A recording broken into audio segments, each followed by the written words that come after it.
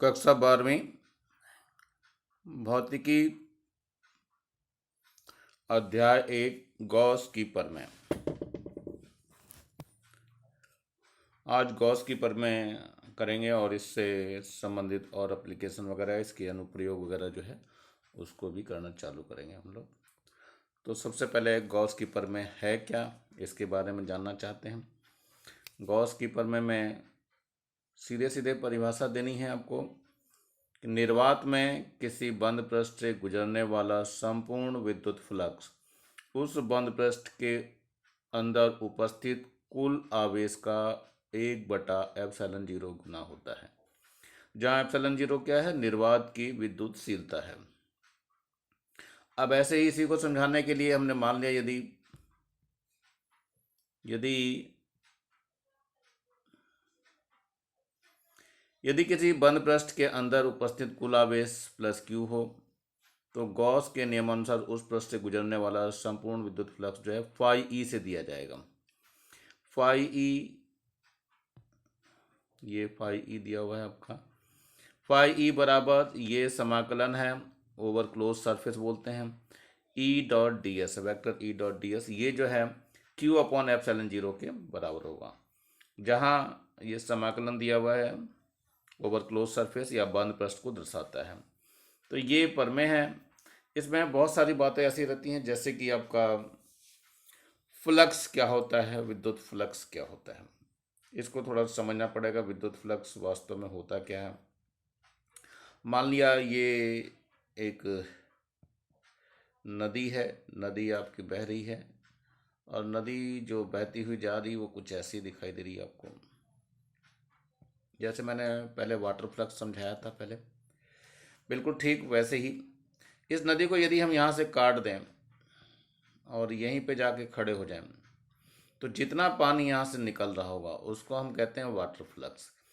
ऐसे ही किसी विद्युत क्षेत्र में ये वाला सरफेस रख दिया जाए तो यहाँ से जितनी फोर्स ऑफ लाइंस विद्युत क्षेत्र जितना भी गुजरेगा वो सारा का सारा क्या कहलाएगा, विद्युत फ्लक्स कहलाएगा।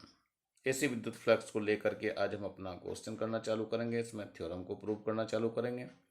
देखते हैं थ्योरम में क्या क्या दिया हुआ है और कैसे इसको प्रूव करते हैं।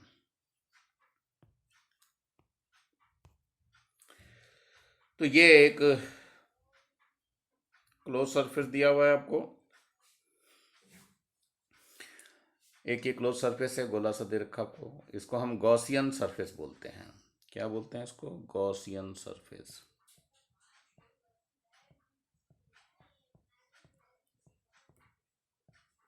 गॉसियन पृष्ठ बोलते हैं इसको हम, इस वाले पृष्ठ को। तो ये एक गॉसियन पृष्ठ हो गया। इस पे हमने एक जो है ये छोटा सा आपको दिखाई दे रहा लिया हुआ, इस पूरे को जो है ds क्षेत्रफल वाला ले रखा। ये ds ऊपर बताया गया है आपको। ये ds एरियल वेक्टर बोलते हैं इसको, जो कि इसी डायरेक्शन में लगा हुआ है। ये ds वास्तव में यहाँ पर लिखा हुआ है और ये विद्युत क्षेत्र की तीव्रता E से दिखाया ही है। दोनों वेक्टर क्वांटिटी की फॉर्म में दिखाए जा रहे हैं। ये ds जो होता है पृष्ठ के ठीक लंबवत की ओर कार्य करता है। यहाँ पर एक आवेश प्लस q रखा हुआ है और ये गोला बनाया हुआ है। इसके बारे में जो लिखना है वो लिखने के लिए आप लोग जो है ये आपको दिया है, लिखवा रखा। चलिए इसको देखते हैं क्या है। माना बिंदु O पर एक बिंदु आवेश प्लस Q स्थित है। इसमें R दूरी पर एक बिंदु P है। मान लो गोले का केंद्र तथा त्रिज्या, केंद्र O तथा त्रिज्या R है। यह गोला बिंदु P से होकर जाता है। इस गोले का पृष्ठीय गॉसियन पृष्ठ की तरह कार्य करेगा। इस गोले के पृष्ठ के प्रत्येक बिंदु पर विद्युत क्षेत्र की तीव्रता एक समान तथा पृष्ठ के लंबवत बाहर की ओर होगी, जैसा कि चित्र में दर्शाया हुआ है। चित्र मैंने आपके सामने ही बनाई रखा है और इसी पर हमें अपनी बात को रखना है। बात में क्या क्या है, गॉसियन सरफेस कैसे काम कर रही है और इसका जो आर्टिकल है वो कैसे हमें करना है। चलिए देखते हैं कैसे क्या है। तो सबसे पहले हम फाई ई का मान निकालते हैं। फाई ई, फाई ई जो है वो फाई ई ऐसे दर्शाया जाएगा। फाई ई बराबर वास्तव में क्या हो जाएगा, ये हो जाएगा इंटीग्रल ओवर क्लोज सरफेस और ई वेक्टर ई है डॉट डी एस, ये वेक्टर है। लेकिन वेक्टर के केस में भी आप लोगों ने पढ़ा हुआ है, क्या पढ़ा है, ए डॉट बी के बारे में। Vector A dot vector B जो होता है ये वास्तव में क्या होता है, A B cos of theta. तो इसी सूत्र का हम इस्तेमाल यहाँ करेंगे। तो ये वास्तव में क्या हो जाएगा, ये इंटीग्रल ओवर क्लोज सरफेस ई हो जाएगा, डी एस हो जाएगा और कॉस थीटा हो जाएगा। परंतु थीटा जो है वो 0 होता है, यहाँ पर दोनों के बीच का कोण जो है वो 0 डिग्री है। तो जो फाई ई का मान निकल के आएगा वो क्या आ जाएगा आपका, ये आ जाएगा integral over closed surface E dot D S, यानी ई इंटू डी एस आ जाएगा। अब ये वेक्टर नहीं बचे हैं। अब ई का जो सूत्र हमने पढ़ा है बिंदु पी पर विद्युत क्षेत्र की तीव्रता ई का जो सूत्र पढ़ा है वो हमने क्या पढ़ा है, वो पढ़ा है 1/4 पाई एप्सिलॉन 0 के into Q upon R square, ऐसा कुछ पढ़ा हुआ है। अब निर्वात अथवा वायु के लिए के का मान तो 1 हो जाता है, इसका मतलब सीधा सीधा E is equal to 1/4 pi epsilon 0 into Q upon R square हो जाएगा। चलते हैं थोड़ा सा हम आगे की तरफ।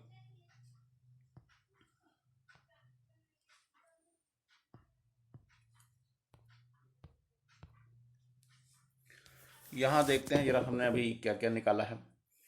अभी ई के बारे में आपको बताया मैंने, ई इज इक्वल टू कितना था, 1/4 पाई एप्सिलॉन 0 और क्यू अपॉन आर स्क्वायर था, अभी निकला। और जो फाई ई का जो मान आया था उसको देख लेते हैं फिर से हम।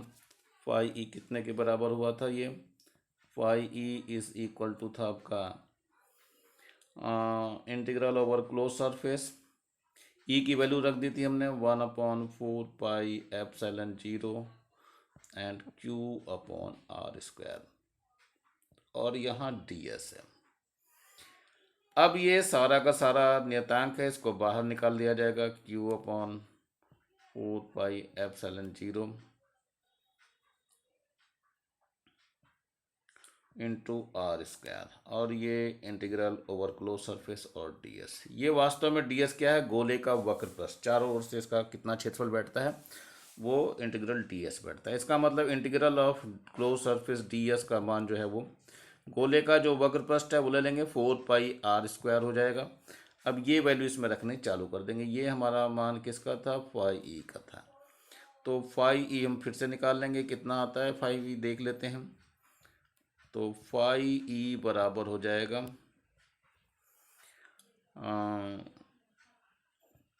Q upon 4 pi epsilon 0 4 pi epsilon 0 और यहाँ पर है 4 pi R square 4 pi R square, और यहाँ पे एक और आर स्क्वायर मौजूद था। तो ये आर स्क्वायर और ये आर स्क्वायर कैंसिल हो जाएगा, 4 पाई से ये 4 पाई कैंसिल हो जाएगा, केवल क्या बच जाएगा, phi E is equal to Q upon epsilon 0। इसका मतलब क्या हुआ, यही हमारी गॉस थ्योरम है और इसी से जो है डिफाइन हो रखी है गॉस थ्योरम। क्या था, संपूर्ण आवेश का 1/एप्सिलॉन 0 होता है। ये विद्युत फ्लक्स जो होता है वो क्या होता है, संपूर्ण आवेश का, यानी फाई ई जो हुआ वास्तव में क्या हुआ, संपूर्ण आवेश क्यू है, इसका 1/एप्सिलॉन 0 हुआ। यही हमारी गॉस की प्रमेय है। तो ये अच्छी तरह से आप लोग कर लोगे। इस पे आधारित कई सारे अनुप्रयोग आते हैं। अनुप्रयोग में मैं एक आधे अनुप्रयोग भी बताऊंगा जिसको आप लोग भली भांति कर लेंगे। चलिए देखते हैं अनुप्रयोग में क्या है और कैसे हम उसको प्रूव करेंगे। गॉस के नियम से हम कूलाम के नियम की व्युत्पत्ति करने जा रहे हैं। मतलब ये वही है जो अनुप्रयोग में मैंने एक लेकर के दिखाया। इसमें एक तरह से ये भी शामिल हो जाएगा कि किसी बिंदु आवेश के कारण विद्युत क्षेत्र की तीव्रता किस तरह से निकालते हैं गॉस की प्रमेय से। तो चलिए दोनों ही बात कर लेते हैं। तो पहले वही है, माना, हमारा काम तो माना से ही शुरू होता है। माना बिंदु O पर एक बिंदु आवेश प्लस Q स्थित है, इसमें R दूरी पर एक बिंदु P है। माना गोले का केंद्र O तथा आर त्रिज्या है। यह गोला बिंदु P से होकर जाता है। इस गोले का पृष्ठ ग्रॉसीय पृष्ठ की तरह से कार्य करेगा। इस गोले के पृष्ठ के प्रत्येक बिंदु पर विद्युत क्षेत्र की तीव्रता एक समान तथा पृष्ठ के लंबवत बाहर की ओर है, जैसा कि चित्र में हमने दर्शा रखा। तो चित्र भी आपके सामने ये बना हुआ है। इसमें बिल्कुल ये प्लस क्यू आवेश यहाँ पे दिया हुआ है, प्लस क्यू आवेश ये दिया हुआ है आपको, और ये गॉसियन पृष्ठ आपको दिखा रखा है।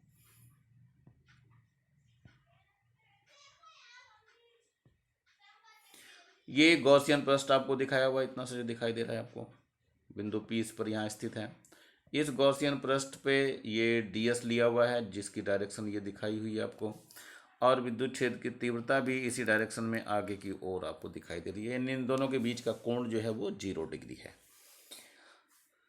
तो थ्योरम के अकॉर्डिंग हम इसको ठीक ठीक लेके चलते हैं, कैसे काम होगा और कैसे हमारी थ्योरम वगैरह इसमें अप्लाई करी जाती है। चलते हैं, देखते हैं कैसे होता है।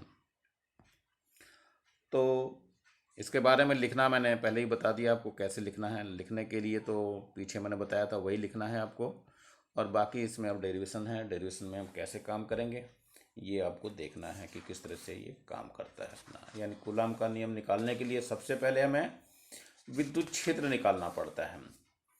जब तक विद्युत क्षेत्र नहीं निकाल लेंगे तब तक हमें कूलाम का नियम नहीं मिलेगा। तो चलते हैं, देखते हैं कैसे काम करेगा ये और इस पर वर्क कैसे करना है। चलिए देखें, इसमें आपका जो सूत्र है, सूत्र के ही अकॉर्डिंग आपको चलना है।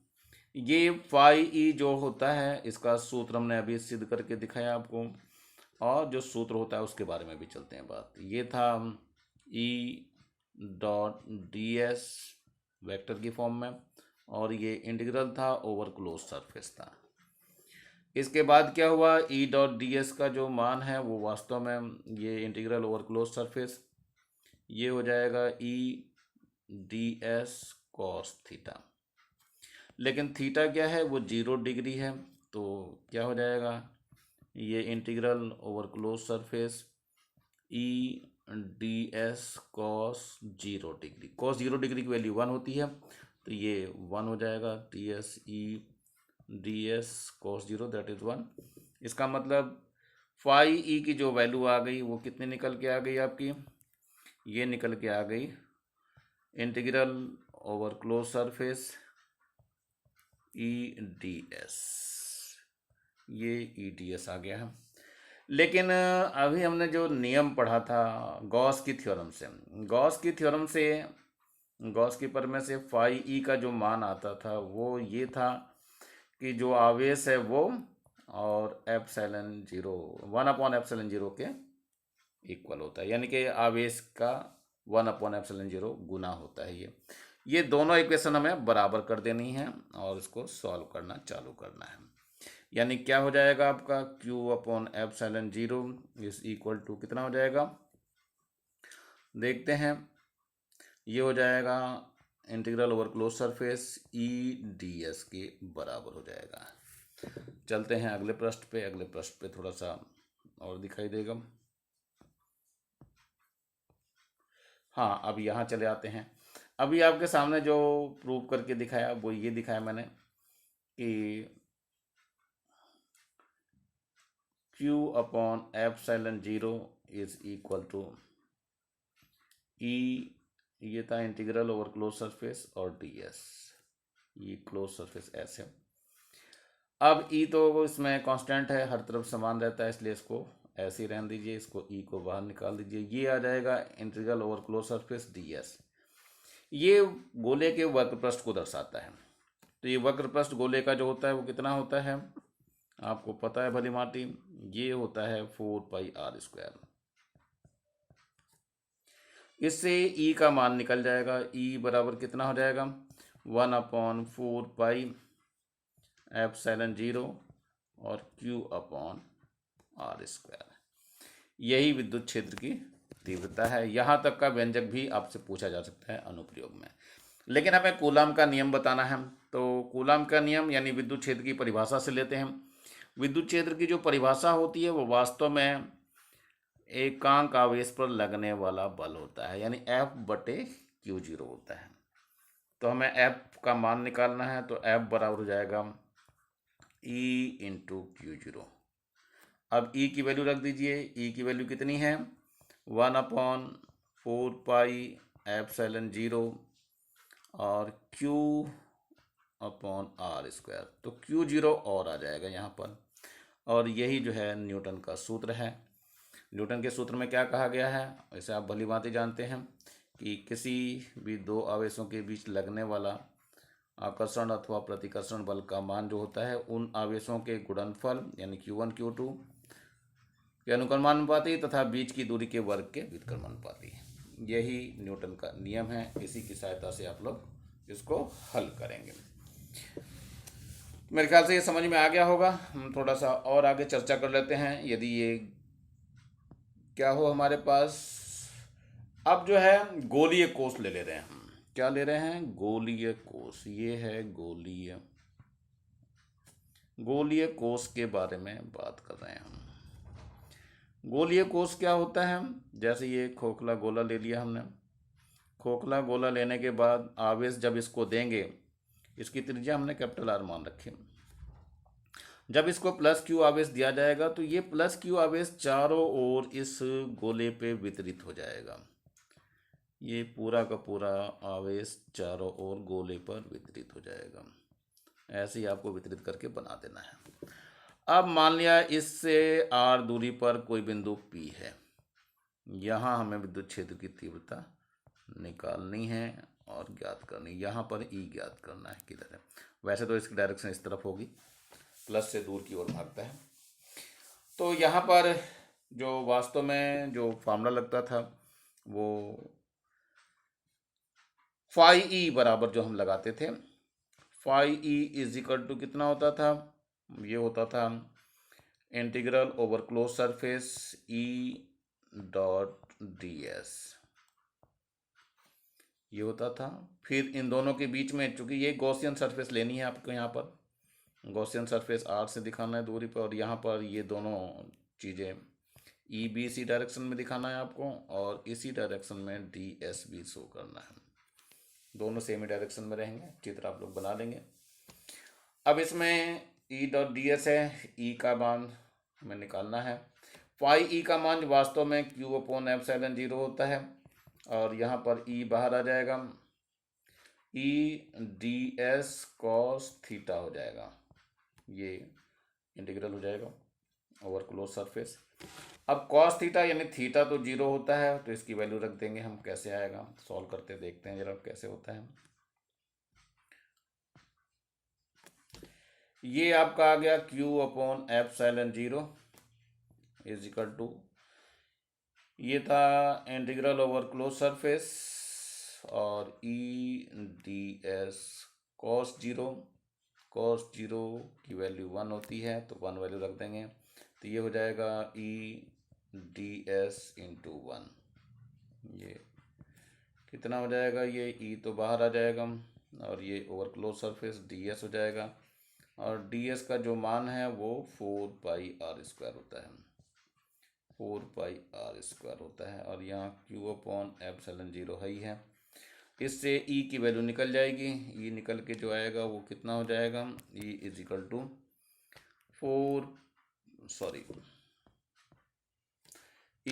टू 1 अपॉन, ये अपॉन में चला जाएगा, 1/4 pi epsilon 0 and Q upon R square.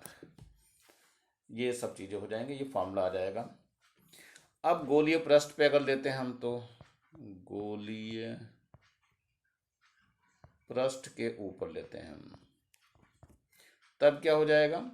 ये स्मॉल आर का मान कैपिटल आर हो जाएगा, यानी E इज इक्वल टू हो जाएगा 1/4 pi epsilon 0 Q upon capital R square. ये हो जाएगा, और ये फिक्स रहेगा, इससे कम नहीं होगा। पृष्ठ पे तो चारों ओर समान, एक समान रूप से हो जाएगा। अब बात आती है कि गोले के भीतर और बाहर की यदि हम बात करेंगे तो क्या हल होगा, ये जरा हम जानना चालू करते हैं। चलिए देखते हैं इसको कैसे इसका हल होता है। ये हमने फिर से एक गोला बना लिया है। अब गोले का ये केंद्र हो गया, ये त्रिज्या R हो गई, और बाहर की ओर ये बिंदु कहीं पी बिंदु लिया था हमने स्मॉल आर के फॉर्म में। यहाँ प्लस आवेश मैंने बताया था चारों ओर इस पे वितरित है समान रूप से।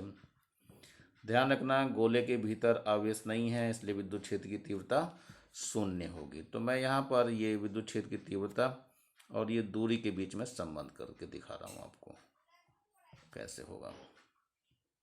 इधर विद्युत क्षेत्र की तीव्रता ई है, इधर दूरी स्मॉल आर है, ये इधर की तरफ जो जा रही है वो स्मॉल आर है। तो जैसे जैसे ये त्रिज्या आ रही है ये यहाँ तक तो विद्युत क्षेत्र की तीव्रता शून्य होगी, लेकिन यहाँ तेजी से घटनी चालू हो जाएगी ऐसे करके। यानी विद्युत क्षेत्र की तीव्रता अंदर की तरफ जीरो होती है, ध्यान रखना है आपको। यानी यहाँ ई जीरो कोई लाइन नहीं चलेगी, लेकिन यहाँ से जो है डार्क लाइन चलनी चालू हो जाती है। कारण क्या है इसका, धीरे से कम क्यों रहा है, ई प्रोपोर्शनल टू 1/r² है, इसलिए ये तेजी से कम होना चालू हो जाएगा। तो इस ग्राफ की सहायता से भी आपको दर्शाना पड़ेगा। गोलीय पृष्ठ के अंदर भी बताना पड़ेगा, यानी खोखला है तो खोखले के अंदर जो है ये विद्युत क्षेत्र की तीव्रता शून्य होगी।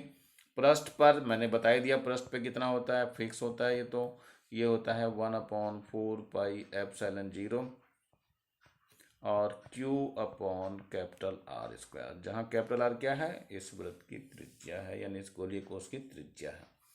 और बाहर की तरफ जैसे जैसे दूरी बढ़ती जाएगी विद्युत क्षेत्र की तीव्रता कम होती जाएगी, जैसा कि इस ग्राफ में शो करके मैंने दिखाया हुआ है।